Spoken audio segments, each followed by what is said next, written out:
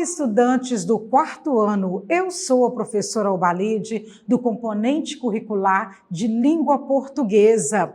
Já estamos naquele nosso hábito estudantil, com aquela nossa rotina maravilhosa de assistirmos às nossas videoaulas, de executarmos as nossas atividades e de aí estarmos também tirando todas as nossas dúvidas. E o nosso objeto de conhecimento de hoje será texto jornalístico, um tema muito bom para ser trabalhado e um tema também que vai te incentivar a escrever um texto jornalístico. Por quê? Porque eu estarei te apresentando a estrutura do texto jornalístico e eu sei que ao final dessa aula você vai ser capaz de produzir não só um texto jornalístico, vários textos jornalísticos. Vamos lá então? Começando, vem comigo. Texto jornalístico é um texto informativo. Nós já sabemos que o texto informativo, ele traz o quê? Uma informação. Ele está destinado a um público em geral, trazendo uma informação. Mas que base tem essa informação? A base da informação, ela consiste num repórter, num profissional de jornalismo, como fala o item 3, e é um veículo de massa. O que quer dizer um veículo de massa? É um veículo que atende um grande número da população.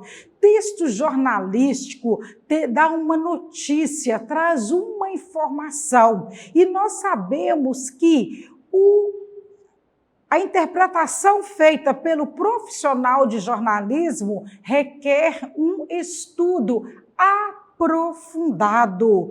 O jornalista, ele estudou para tal. Ele vai preparar aquela matéria do texto informativo seguindo alguns dados, que o primeiro dado surge a partir de pesquisas. Ele vai fazer o quê? Entrevistas. Ele vai estar entrevistando pessoas envolvidas naquele fato para que a notícia chegue para mim e para você de uma forma consistente, de uma forma que tem uma base naquilo que está sendo falado. Então, o texto jornalístico, o que ele tem? Ele tem uma base de informação sólida, ele tem uma credibilidade na sociedade. Quando nós falamos assim, eu li no jornal, eu vi a notícia através do recurso audiovisual, a televisão, ali nós já temos ali uma fonte segura, uma fonte que teve o quê? Toda essa preocupação de estar procurando saber de onde vem aquela informação, quais as pessoas que estão envolvidas na informação, local, data, horário, um requinte de detalhes tem o texto jornalístico. O texto jornalístico, ele é apresentado de que maneira? Através da notícia, através da reportagem e da entrevista.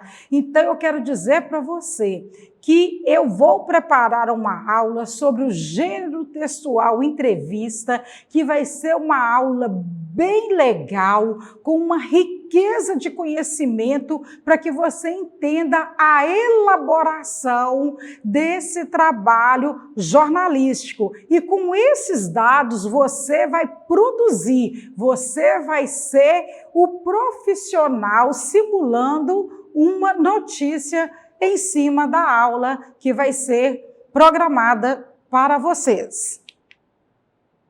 Você vai ler um artigo jornalístico a respeito da importância da alimentação, escrito por um especialista em nutrição. Observe como ela explica esse assunto. A imagem que você tem agora nesse slide é a mesma imagem que você tem aí da atividade da plataforma. Então, nós temos um prato aí que representa a alimentação. Só que no parágrafo que eu acabei de ler, fala que a reportagem traz informações de um especialista em nutrição. Então, nós vamos ver o que a nutricionista fala para a gente. Como é o nosso hábito e para a gente estar também aprimorando a nossa leitura, porque a regra é a seguinte: aprende a ler lendo, aprende a escrever escrevendo. Vamos então fazer a nossa leitura coletiva do texto da nutricionista? Vamos lá? Vem comigo. Começamos então pelo título. Por que temos de comer? No título, eu já observei que nós temos o quê? Uma pergunta terminada aí com um ponto de interrogação. Então, o título é: por que temos de comer? Vamos ver o que diz a nutricionista. Tem gente boa de garfo, come de tudo sem reclamar, mas tem gente que eu vou te contar. Mesmo diante do seu prato favorito, torce o nariz e pergunta: por que tenho que comer? Pois saiba que sem se alimentar ninguém cresce, tampouco tem concentração para estudar ou forças para brincar. E aí, encontrou boas razões para raspar o prato? Assim, como as máquinas precisam de combustível para funcionar, o organismo necessita de alimentos para produzir energia e movimento. Mas comparar o nosso corpo a uma máquina é pouco. Somos mais um conjunto de órgãos funcionando.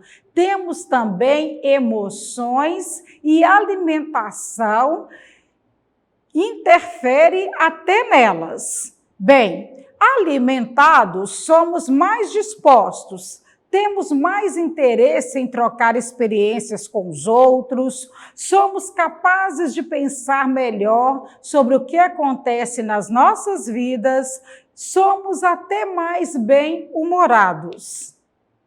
Já em pessoas com alimentação deficiente, é comum o desânimo, até mesmo certa tristeza. Isso sem falar na sensação de fraqueza, na dificuldade em prestar atenção, na pouca disposição para brincar ou praticar exercícios e também na maior dificuldade do organismo para se defender das doenças. Portanto, temos de comer bem. Mas alguém aí sabe qual é a alimentação ideal? Para os especialistas em nutrição, é aquela que equilibra os nutrientes de que o corpo necessita. No nosso caso, inclui carboidratos, pães, massas, batatas, vitaminas e sais minerais, frutas, legumes e verduras, proteínas, carne, ovos e leites, e lipídios, azeite, manteiga e óleos. Ao longo do dia, é preciso combinar esses grupos de alimentos para evitar qualquer deficiência, mas em que quantidade?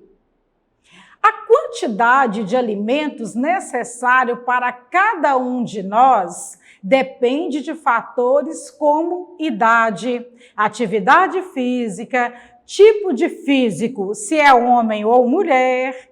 Quem passa muito tempo sentado à frente do computador, televisão, videogame, por exemplo, tem necessidade de menos energia do que quem pratica esportes, joga bola ou brinca. O momento biológico também é muito importante. Isso quer dizer que, quando se está doente, esperando um bebê ou na fase chamada estirão do crescimento, é preciso uma alimentação adequada. Como você já descobriu, precisamos comer para manter o corpo em equilíbrio. Lembre-se, comer de menos faz mal da mesma forma que comer demais. Tenha cuidado com biscoitos, doces, sorvetes e chocolates. Essas guloseimas não substituem as refeições nem fazem bem se consumidas em excesso. E não se esqueça de beber bastante água. Esse líquido, além de ser considerado alimento, compõe a maior parte do nosso organismo. Saúde, Mônica Vale de Carvalho. Terminada a nossa leitura, a gente já pode fazer o quê? Pontuar alguns assuntos importantes aí, destacado pela nutricionista Mônica. Ela falou da fase do estirão. O que é a fase do estirão? É quando você está saindo da pré-adolescência, que é o caso seu, estudante do 4º ano, e indo para a adolescência. É quando você dá aquela esticada. Às vezes você é surpreendido pela fala. Nossa, como você cresceu. Por quê? O espanto. O que causou o espanto? Você tinha um tamanho e aí você entrou na fase do estirão e o seu tamanho foi elevado de uma maneira tão significativa que as pessoas que não te viam há muito tempo, elas perceberam essa mudança no seu corpo. Então você cresceu. Essa é a fase do estirão. E como que vai acontecer esse crescimento e como vai acontecer o crescimento saudável? Equilibrando a alimentação entre alimentação saudável, reduzindo a alimentação saborosa, que é aquela que nós sabemos que enche os nossos olhos, que quando a gente vê, já dá até salivação, dá água na boca. Ai, aquele pedaço de pizza maravilhoso na propaganda. E aquilo ali vai te despertando. Mas não é proibido, não fala isso. Fala que você tem que ter o equilíbrio. E para montar um cardápio saudável, é melhor que você tenha o hábito de quê? De limitar. Se a semana tem 7 dias, o que você faz? Você come 6 dias de alimentação saudável e um dia, em uma das refeições, você tira para fazer o quê? Um alimento saboroso, para degustar esse alimento. Assim você não vai ficar em deficiência de alimentos que vão te ajudar aí na fase de crescimento. Seguindo com a nossa aula. Responda, nós vamos responder as questões da atividade. O que acontece com quem não se alimenta direito? Então, aí no texto da nutricionista fala assim: em pessoas com alimentação deficiente, é comum o desânimo, até mesmo certa tristeza. Isso sem falar na sensação de fraqueza, na dificuldade em prestar atenção, na pouca disposição para brincar ou praticar exercícios. Então, a gente já sabe que é comprovado por nutricionista que se você está com uma deficiência, com uma carência de vitaminas, você vai ter esse comportamento aí. Vai ficar abatido, desanimado e também você vai vir a desenvolver algum tipo de doença. Letra B. Por que comparar nosso corpo a uma máquina é pouco? Vamos lá? Vamos ver? Assim como as máquinas precisam de combustível para funcionar, o organismo necessita de alimentos para produzir energia e movimento. E o que foi falado logo abaixo desse trecho aí? Que algumas emoções, olha só, por isso que justifica que é pouco comparar a gente com uma máquina, porque nós temos o quê? Sentimentos. Às vezes nós recebemos uma notícia que nos deixa tão entristecido que aquilo afeta até a nossa alimentação. A gente fica tão aborrecido com aquilo ali que a gente não quer alimentar. E a máquina não. A máquina ela não tem esse sentimento. Ela trabalha se todas as peças estiverem como? Em harmonia. E o corpo humano, a máquina humana é diferente. Nós temos todos os órgãos em funcionamento e nós temos também o abstrato, que é o sentimento. Quais as diferenças entre uma pessoa que se alimenta bem e que tem uma alimentação deficiente? A pessoa que alimenta bem, ela tem disposição para as atividades físicas, afazeres, estudar, brincar. E a pessoa que não alimenta bem fica sempre desanimada e doente. Isso é preocupante na fase da criança, da pré-adolescência, da adolescência.